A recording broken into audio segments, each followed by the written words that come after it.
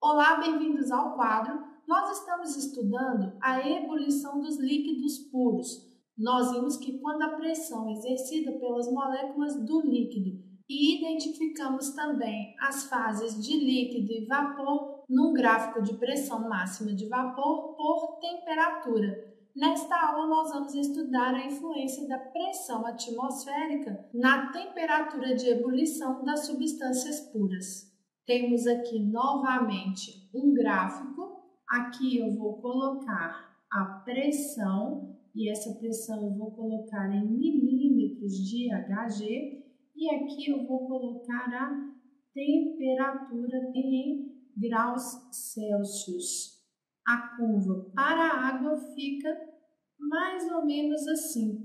Nós sabemos que para a água há uma pressão de 760 milímetros de Hg, que equivale a 1 atm de pressão. A temperatura de ebulição é igual a 100 graus.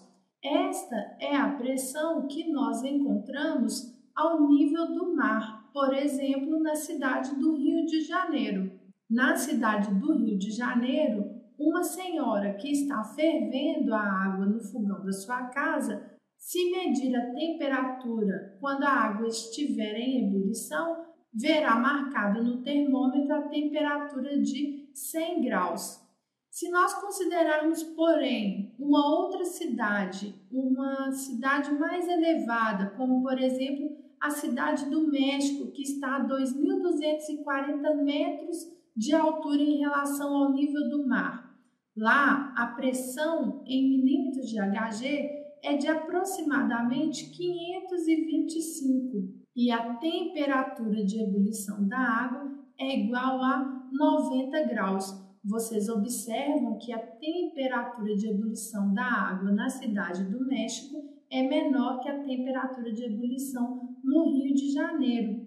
Portanto, nós podemos concluir que a pressão atmosférica influencia diretamente na temperatura de ebulição da água. Quanto maior for a pressão atmosférica, então aqui nós vamos colocar a pressão atmosférica, maior será a temperatura de ebulição que nós conhecemos como ponto de ebulição. Essa influência da pressão na temperatura de ebulição tem aplicação direta no cozimento dos alimentos. Quanto maior for a altitude, menor será a pressão e menor será a temperatura de ebulição. E isso aumenta o tempo de cozimento do alimento. Então, se nós formos cozinhar um brócolis no Rio de Janeiro, será mais fácil, nós gastaremos menos tempo de cozimento do que cozinhar o mesmo brócolis na cidade do México. Uma maneira de resolver este problema da pressão foi a panela de pressão. Como é o mecanismo da panela de pressão?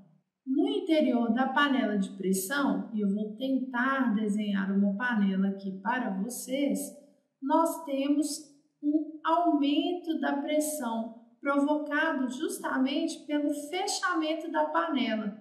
Quando nós colocamos a água com o alimento no interior da panela de pressão, vamos considerar aqui o cozimento de algumas batatas, ok? Quando nós aquecemos essa panela, a água no interior da panela irá se aquecer e formar as bolhas de vapor, e com o tempo nós teremos vapor de água no interior da panela. Como a panela está fechada, o acúmulo de vapor de água no interior da panela faz aumentar e muito a pressão exercida contra a superfície do líquido.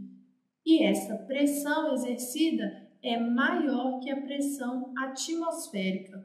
Logo, se a pressão exercida no interior da panela é maior que a pressão atmosférica, a temperatura de ebulição da água no interior da panela, que eu vou chamar de ponto de ebulição na panela de pressão, é maior que o ponto de ebulição da água quando a panela está aberta, ou seja, a água ferve a uma temperatura maior que 100 graus e por isso o cozimento da batata é mais rápido na panela de pressão do que numa panela comum. Bom, pessoal, espero que vocês tenham compreendido. Continuem estudando!